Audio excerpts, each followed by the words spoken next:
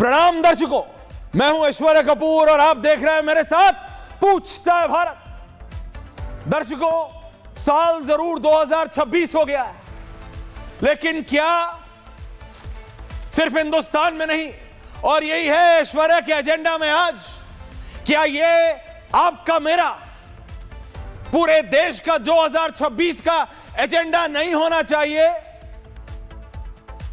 दर्शकों, एक सभ्य समाज में, एक डेमोक्रेसी में, एक देश में जहां कतार में खड़े हुए आखिरी आदमी के पास भी उतनी ताकत है जितनी इस देश के प्रधानमंत्री के पास,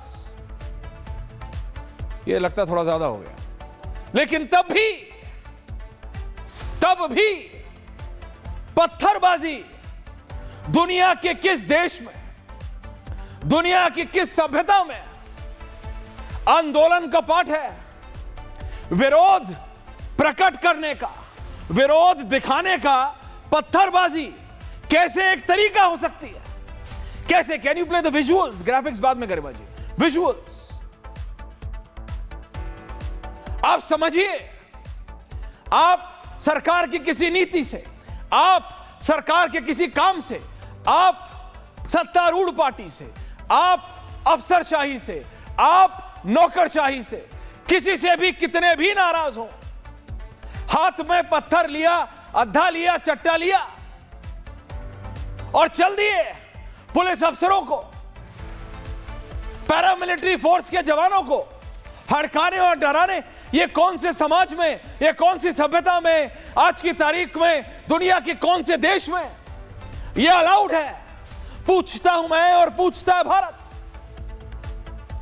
मैं एक बार फिर 2026 में यह सवाल पूछने के लिए मजबूर हूं। एक नक्शा है हमारे पास, गरिमा जी जरा चला दीजिए कि कहां कहां यह पत्थरबाजी होती है।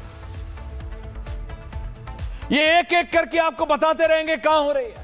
पहले दर्शकों, ये सिर्फ और सिर्फ जम्मू कश्मीर में, और जम्मू कश्मीर में भी वैली में, श्रीनगर के आसपास सुनाई देता था कि पत्थरबाजी हो गई, फौज पे पत्थर।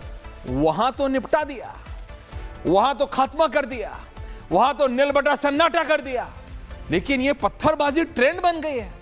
जैसे रील हर आदमी की ट्रेंड बन गई है कि हर आदमी को, मतलब आजकल तो गाड़ी बेचना हो या घर, लोहा बेचना हो या मैं बता रहा हूं किसी को अपना कपड़ा, सब रील में बेचते हैं, रील ट्रेंड है। ऐसे आंदोलन का ट्रेंड बन गया है पत्थरबाजी। पत्थरबाजी, और उसको डिफेंड करने के लिए जो भी उस प्रदेश में या उस आंदोलन के समर्थन में है, वो सत्ता के खिलाफ होगा, वो उसको कवर फायर देते हैं। ये कैसे ठीक है?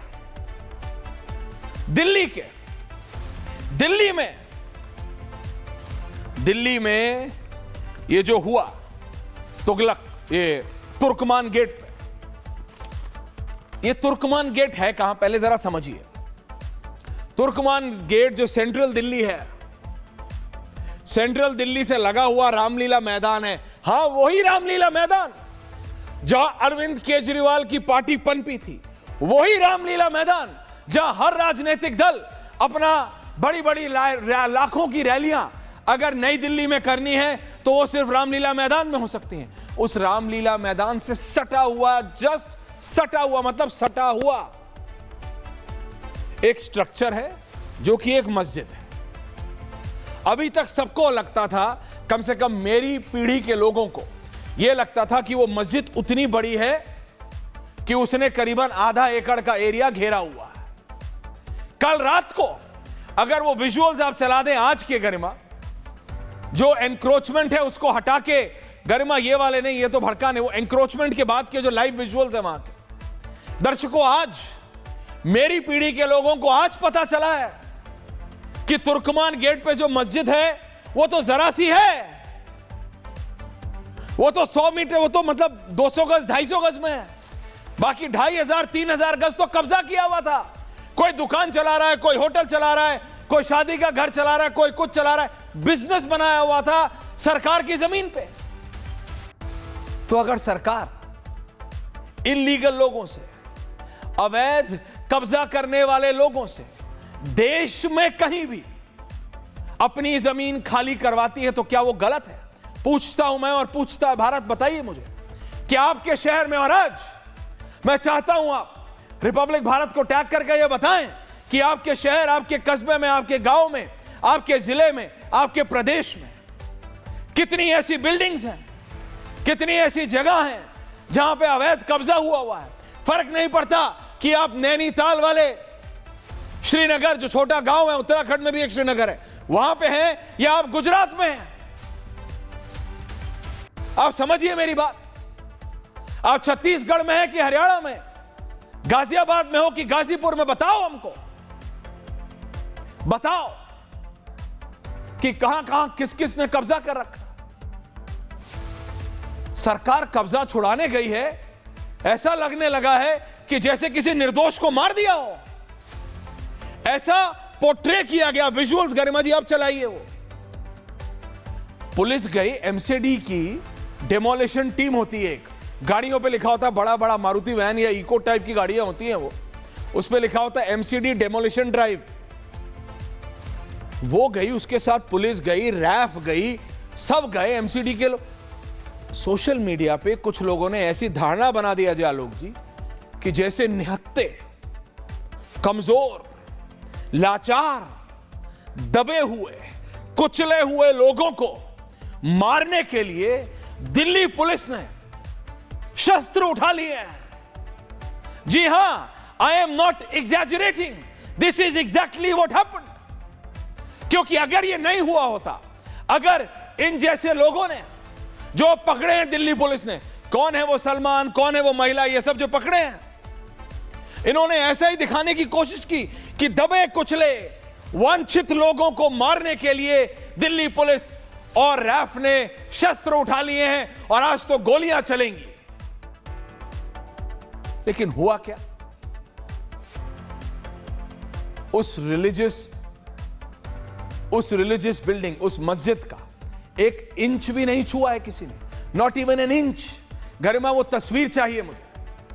गरिमा जी तस्वीर चलाइए उस मस्जिद की। गरिमा जी मस्जिद की तस्वीर आप वो रायट की चला रही है, मैं दिखाना चाहता। कल जब रात को मैं था, वो लाइव था, वो मस्जिद ये उसका इंच नहीं छुआ है। ये भी लाइव नहीं है गरिमा, ये लेटेस्ट नहीं है, ये भी पुरानी वाली है। ये भी, हाँ ये देखिए, मस्जिद वहीं की वहीं है, उसका इंच भी नहीं है। उसके आले दुआले, उसके आसपास 2000, 2500, 3000 मीटर के प्लॉट में वो हज मंजिल की एक बिल्डिंग है, वहां पे बगल में लोग वहां से गुजर रहे थे, मैं देख रहा था आपस में बात करते हुए। और अनुराग भदौरिया और रत्नाकर त्रिपाठी को अगर कोई संतुष्टि हो तो वो कुमार नहीं, खान ही थे। बात कर रहे थे, यार ये इतनी जगह पे कब्जा था। जनरली बता रहा हूं, विदाउट टेकिंग एनी नेम। हालांकि मेरे कैमरा पर्सन ने वो रिकॉर्ड भी किया, लेकिन आई एम नॉट शोइंग। किसी से बिना पूछे मैं उसकी वीडियो नहीं बनाता, unlike few leaders on my panel tonight. लेकिन मैं बता रहा हूं, वो लोग बोल रहे यार हमने तो देखा ही नहीं, इतने बड़े मैदान पे तो क्रिकेट मैच हो जाए, ऐसे लड़के बात कर रहे थे वहां। बोले यार इतने पे कब्जा था, हमें पता ही नहीं, हमें तो लगा मस्जिद तोड़ने आए हैं। यह धारणा बनाई गई क्योंकि वो मुस्लिम बहुल इलाका है, क्योंकि वहां पे मुसलमान 99, 95%, 99% रहते हैं। आसिफ अली रोड है वो, आसिफ अली रोड, जिसके आगे एक वो छोटा सा पुराना ढांचा है, Turkman gate, the infamous Turkman gate. Turkman gate की बात करो तो संजय गांधी दिमाग में आ जाता है, 1976 दिमाग में आ जाता है, न जाने कितनी मौतें हो गई थी। लेकिन यहां कुछ नहीं था। अफवाह फैलाई गई कि पुलिस आई है, फौज आई है, आर्मी आई है, और ये सब ऑन कैमरा है। मस्जिद को तोड़ना है, रात को सोना नहीं है, आज ये रात काली करो अपनी, जागना है, मस्जिद को बचा रहे। भैया पुलिस है, गुंडे थोड़ी हैं। कैसे तोड़ देगा कोई मस्जिद? कैसे तोड़ देगा कोई रिलीजियस इंस्टीट्यूशन? कोई नहीं टूटा, खरोच नहीं आई। जो कब्जा किया हुआ था, और ये फैलाने वाले भी वही लोग हैं, क्योंकि उनकी इंडस्ट्री चल रही है। वो कब्जा बिजनेस है। जैसे मैं नौकरी करता हूं, आप नौकरी करते हैं, कोई कहीं नौकरी करता है, उनका काम है वो कब्जा ही करते हैं। एक जगह नहीं, 10 जगह किया होगा। मैं तो पूछता हूं दिल्ली सरकार से, ये एमसीडी के कमिश्नरों से, पुरानी दिल्ली में तुम्हें एक ही जगह मिल रही है जहां कब्जा है? अरे ऐसी 10 और जगह वहां भी जाओ।